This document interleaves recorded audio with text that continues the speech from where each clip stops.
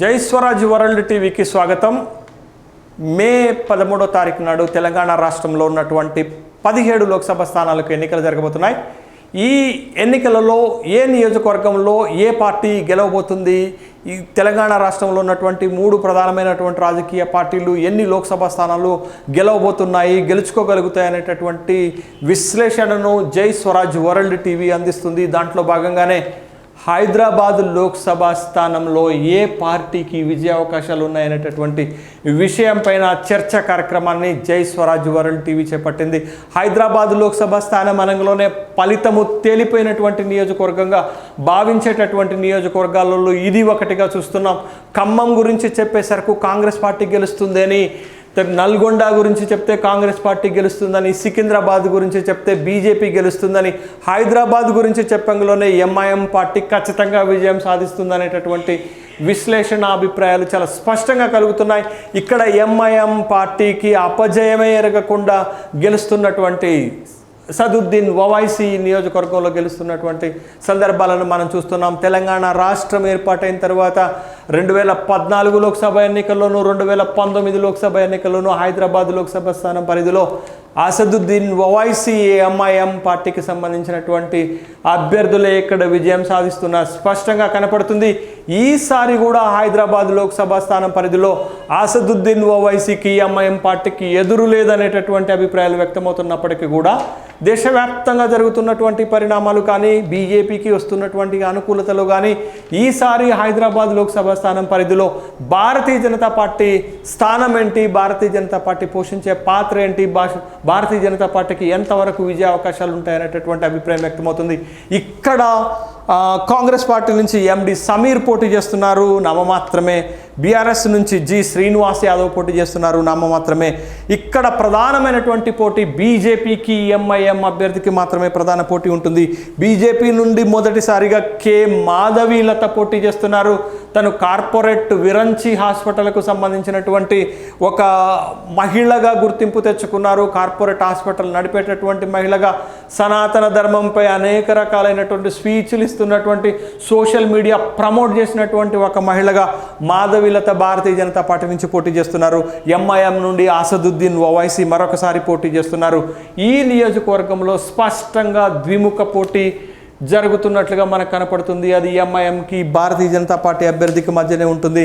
2019 లోక్సభ ఎన్నికల్లో హైదరాబాద్ లోక్సభ పరిధిలో వచ్చినటువంటి ఓట్లను కనుక మనం చూస్తే ఇక్కడ ఎంఐఎం అభ్యర్థి అసదుద్దీన్ ఓవైసీకి 5,17,000 ఓట్లు వస్తే, బీజేపీ అభ్యర్థికి 2,35,000 ఓట్లు వచ్చాయి.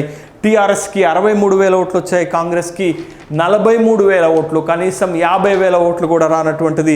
ఇక్కడ బీజేపీకి ఎంఐఎంకి సగానికి సగం ఓట్లు డిఫరెన్స్ ఉన్నట్లుగా మనకు కనపడుతుంది 2019 లోక్సభ ఎన్నికల్లో.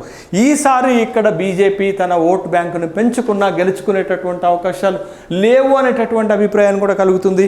ఇటీవల జరిగినటువంటి శాసనసభ ఎన్నికలలో హైదరాబాద్ లోక్సభ స్థానం పరిధిలో ఉన్నటువంటి 7 శాసనసభ నియోజకవర్గాల్లో ఎంఐఎం 6 చోట్ల గెలిస్తే, బీజేపీ ఒకే ఒక్క శాసనసభ స్థానం గోషామహల్లో రాజాసింగ్ గెలిచారు.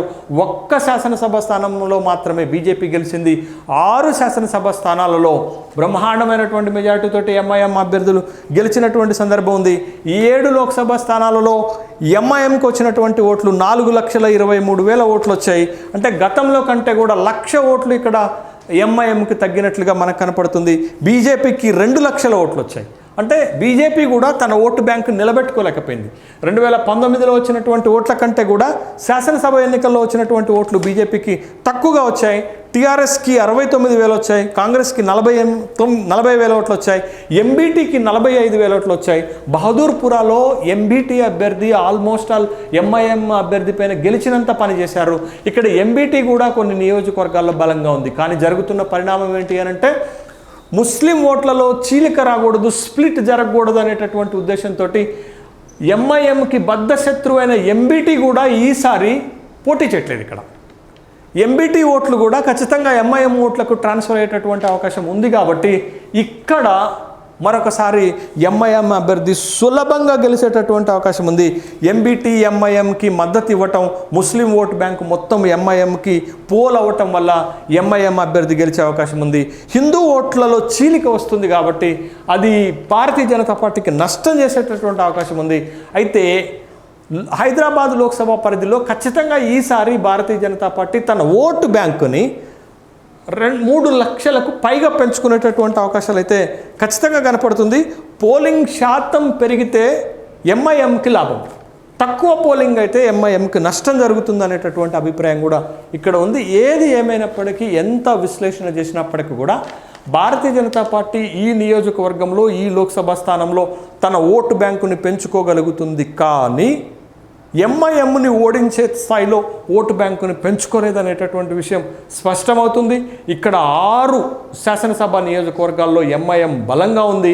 ఆ బలంతో అసదుద్దీన్ ఓవైసీ మరొకసారి లోక్సభలోకి అడుగుపెట్టేటటువంటి అవకాశాలు స్పష్టంగా కనపడుతున్నాయి. ఇక్కడ మాధవీలత హడావుడి కనపడుతుంది. మాధవీలతకి మీడియా ప్రొజెక్షన్ ఎక్కువగా కనపడుతుంది. మాధవీలత యాక్టివిటీస్ కూడా ఎక్కువగా కనపడుతున్నప్పటికీ కూడా భారతీయ జనతా పార్టీ ఓట్లను పెంచుకోగలుగుతుంది తప్ప భారతీయ జనతా పార్టీ గెలుపు దరిదాపుల్లోకి హైదరాబాద్ నియోజకవర్గంలో వచ్చేటటువంటి అవకాశం లేదు. అంతిమ ఫలితం హైదరాబాద్ లోక్సభ పరిధిలో ఎంఐఎంకి, అసదుద్దీన్ ఓవైసీకి అనుకూలంగా ఉంటుంది. మరొకసారి అసదుద్దీన్ ఓవైసీ లోక్సభలోకి అడుగు పెట్టడం ఖాయంగా కనిపించేటటువంటి నియోజకవర్గంలో హైదరాబాద్ ఒకటిగా చూడాలి అనేది జై స్వరాజ్ వరల్డ్ టీవీ తన విశ్లేషణలో తెలియజేస్తుంది.